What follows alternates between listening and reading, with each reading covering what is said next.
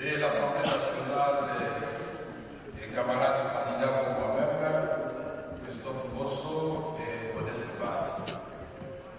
Je voudrais vous dire avec émotion combien je retrouve ce micro de l'Assemblée nationale. Ça m'a beaucoup manqué.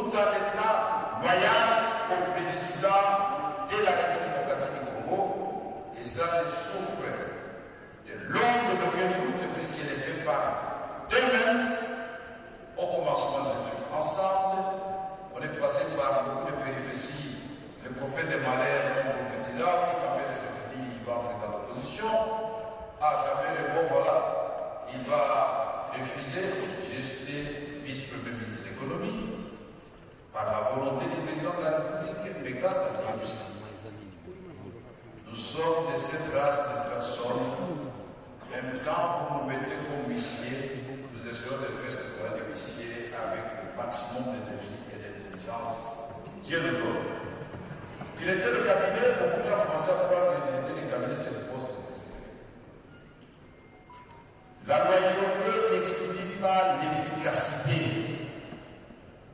Voilà pourquoi je vais vous rappeler, honorable député, chers collègues, que dans l'articulation des institutions, dans notre propre constitution, la première institution, c'est le président de la République. Et je vous demande d'applaudir phonétiquement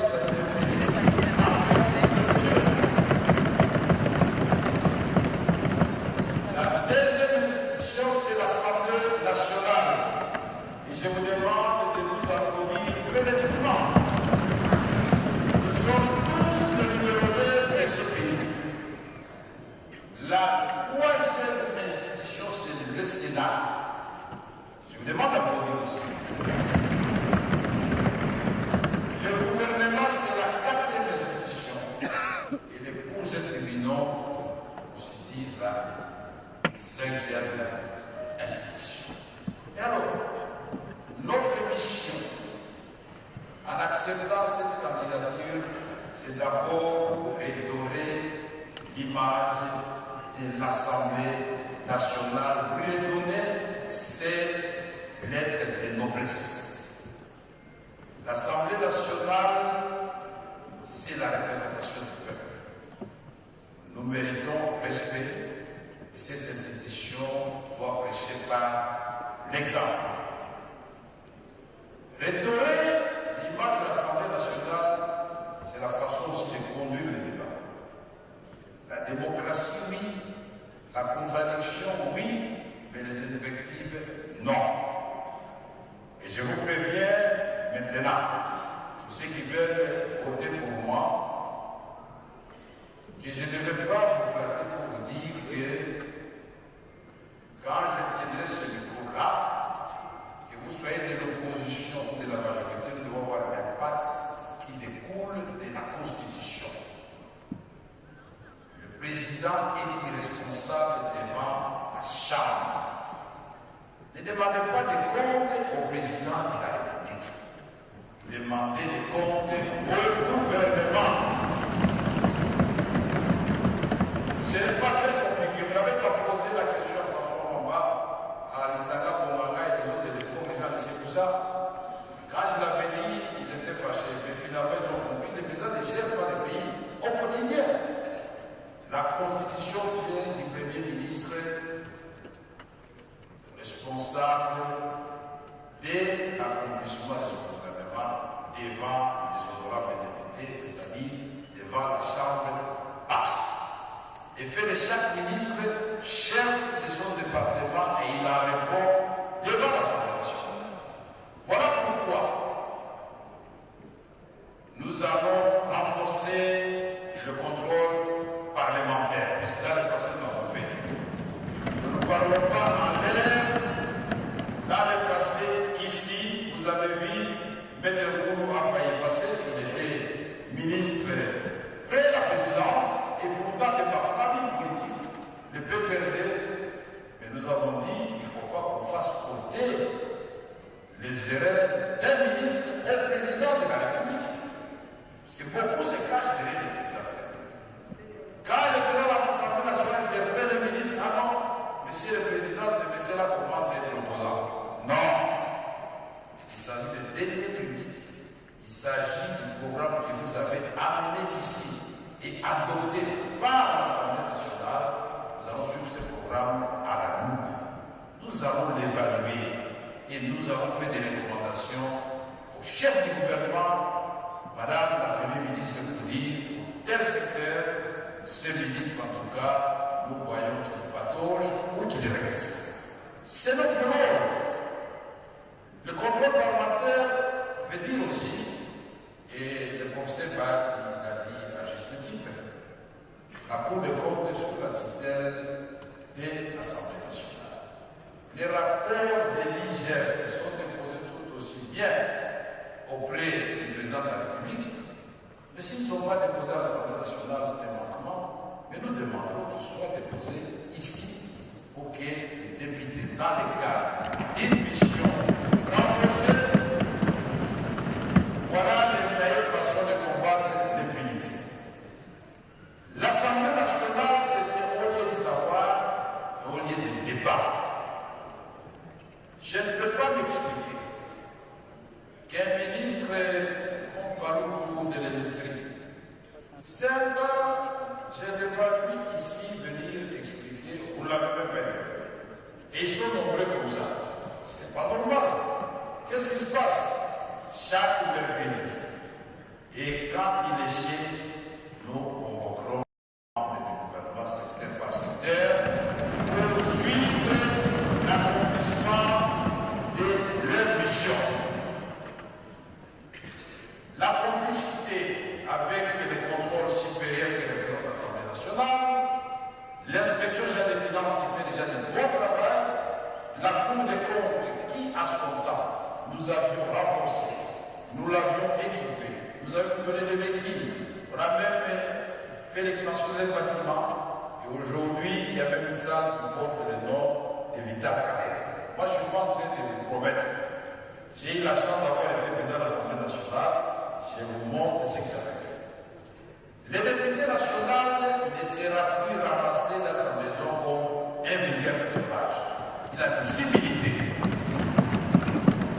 Le procureur général doit m'écrire et motiver sa demande de lever des humilités. Si la motivation ne convainc pas la plénière, je vais lui répondre non. On ne lève pas l'immunité. Je ne dis pas à l'air, Jean-Claude Gomme depuis la cette salle, du Manassé, du Thérèse, moi, du Sanga Bonganga, j'ai eu beaucoup de demandes de lever l'immunité ici dans cette salle. Tant qu'il n'y avait pas de motivation, dans le cas de séparation de pouvoir, seulement. Que chacun fasse son travail. Mais si un député sera coupable d'une infraction avérée, nous levons l'immunité. C'est aussi simple que ça, et c'est ça la justice. Je ne vais pas me répéter parce que dans les actes que je l'avais prouvé. Aujourd'hui, je ne comprends pas pourquoi personne n'explique à la population que les députés n'ont pas de train de vie qu'on leur prête. Mais là que vous êtes, vous le devez. Vous êtes arrivés, est-ce que vous touchez 21 000 $? Est-ce que vous touchez 7 000 $? Je me rends compte que les salaires que j'avais augmentés à son temps, puisque je faisais en sorte qu'ils gardent leur pouvoir d'achat, sont bien au-dessus de ce que vous touchez aujourd'hui comme salaire. J'avais multiplié par 10 les salaires des administrateurs de l'administration. J'avais multiplié au ministère de l'économie par 20 les salaires des fonctionnaires du ministère de l'économie. C'est vérifiable, parce que les sociales, c'est le souci du président. Voyez-moi, c'est dans le fait, pas dans les promesses. Les anciens députés sont ici, il n'y en a aucun qui est venu devant mon bureau. Je peux prendre un exemple. Mon grand frère, mon ancien ministre pendant 6 mois, Christophe Bosso, moi je suis devenu aussi son président de l'Assemblée nationale, il avait un cas qu'il avait résolu en 5 minutes, qui nécessitait un voyage à l'étranger. Il y en a beaucoup comme ça. Je ne peux pas prendre un cas d'injustice avéré. Le ministre Mende Omalanga ici là. Notre famille politique vient de descendre. J'ai dit pourquoi? Vous n'allez pas me convaincre. Moi, je considère que c'est le bouc émissaire. Si vous allez voir le président de la République, attention, on vous ment. Lui, c'est le bouc émissaire. Les gens qui ont bouffé l'argent sont ailleurs. Et ça, je n'accepte pas. Il est là, il peut le prouver. Et le président va demander de me poser la question. Il peut travailler pour le ministère de la Communication. Les députés touchés à une date précise. Nous sommes l'autorité budgétaire. Pourquoi le ministre des Finances et des Budgets vont faire peur? Pourquoi? Vous avez des instruments, puisque le budget c'est une loi, mais on doit l'exécuter. Mais un jour, avec les procès BAT, nous avons trouvé des femmes des militaires, 3 ministres. J'ai dit à ces femmes-là, entrez dans la salle. Qu'est-ce qui se passe? Nos militaires sont au front, ils sont impayés depuis 2 mois. Les ministres de la Défense de l'époque ont fait des rages. Vous avez des preuves?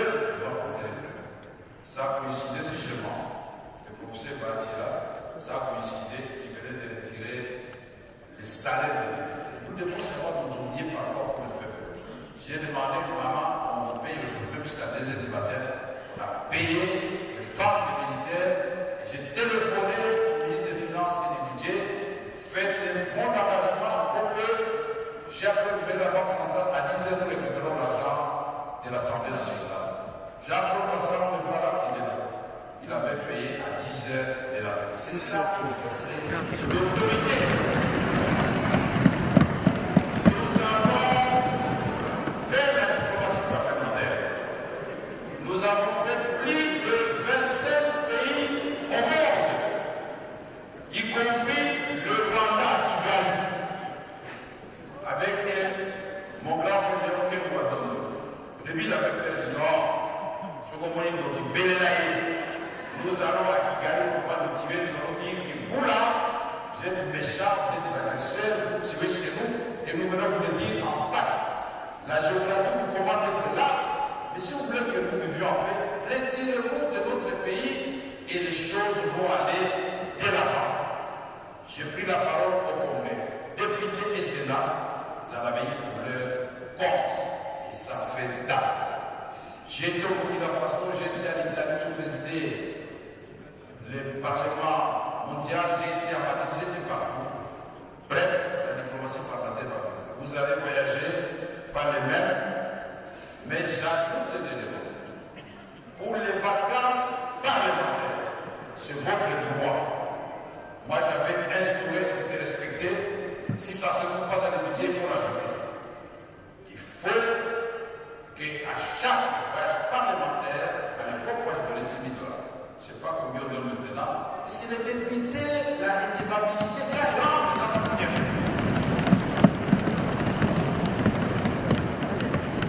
Quand Prosper Akili rentre à Haïti, mais il a 500 personnes qui s'arrivent.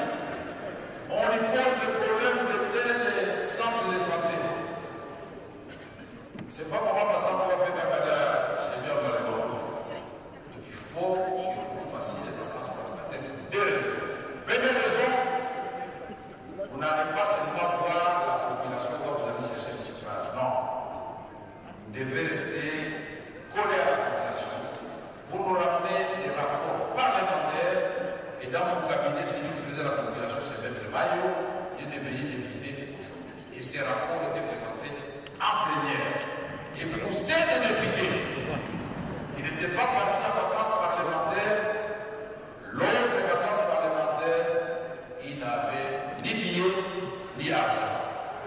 Les Quinois bénéficiaient des mêmes avantages, ils sont restés communiqués. On a pris la distance la plus élevée, la plus coûteuse, c'était Goma Bukavu ou Lubumbashi. C'est-à-dire qu'on donne une moyenne, on donne à tout le monde, indistinctement. Mais là, on aura des députés. Votre mission aussi, c'est d'élaborer les lois. On appelle ça proposition de loi. Vous en avez le pouvoir. Si les réformes traînent du côté du gouvernement, vous faites des votes ici, faire des propositions.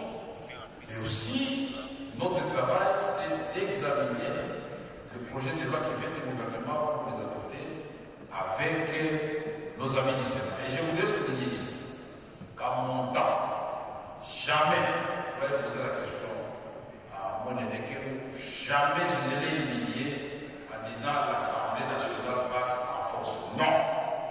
J'arrivais toujours à trouver des ententes avec lui pour que nous adoptions les textes dans les mêmes termes.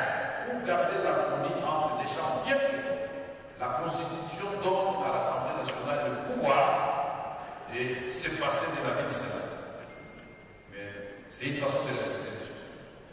Nous voulons dire aussi qu'ici, là, les débats sur les thèmes d'actualité, en commençant par l'agression dont est victime notre pays, ces débats-là doivent avoir lieu et sans cacher quoi que ce soit pour que les gens, les meilleurs du monde, les Sud-Kivu, les Pourris et de l'ensemble du pays et le reste du monde puissent comprendre que le Congo est effectivement victime de...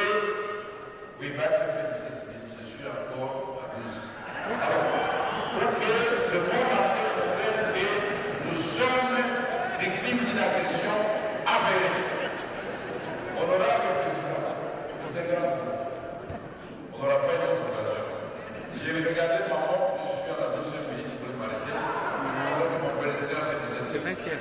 Alors, donc, ce n'est pas là que c'est important de boire. Il faut donner aux députés des éléments de langage. Des éléments de langage. Insulter, ça ne sert à rien. Mais quand vous articulez très bien, vous montrez la misère des Goma, la misère des Rikou, des Bassis, des Drodo, des Bakoulaba, des Chabonda, des fils de Baraka, de l'Équateur, des Mongolo et consorts, les gens vont comprendre qu'effectivement on ne doit pas jouer. Nous devons tous nous unir comme un seul homme pour faire face à cette agression derrière le commandant suprême Félix Antoine Tshisekedi Tshilombo et derrière le gouvernement de la République parce que il y a une collaboration interne institutionnelle. Mais c'est tout. Je vais exhorter le président de la République comme à son temps d'instaurer l'espace interinstitutionnel où les chefs des institutions se rencontrent et ceci découle de l'article 67 de la Constitution. Le président et les garants au fonctionnement des institutions pour que le président ait des suivis de tout ce qui se passe dans le pays sans se mêler dans la façon de le faire. Et là, le droit, puisqu'il doit répondre après son mandat, peuple congolais. Ici, la femme. Jamais la femme ne se sentira ni marginalisée dans ce sens, ni humiliée. Vous serez respectés, mesdames. Les jeunes, je confie votre vivacité, votre audace pour porter haut le flambeau de la République démocratique du Congo. Avec toutes les richesses que nous avons, on peut faire des miracles. Au niveau du PCR, nous n'avons pas attendu. Quand le président a prononcé son discours, il a fait 6 priorités. Les voici traduits en actes. Et nous avons eu le privilège de nous les remettre et de remettre à Madame la Première ministre comme contribution. C'est d'une part les actions à prendre, les coûts, la durée et l'évaluation. Les routes, mais comment vous allez construire des routes avec l'argent de l'État? L'autoroute. Ça ne se fait plus comme ça. On fait ça en BOT et vous donnez le péage et nous aurons des routes qui vont relier toutes les provinces de la République démocratique du Congo.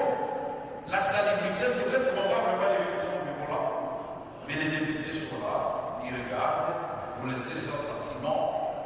On doit travailler, on doit secouer les cocotiers dans le bon sens.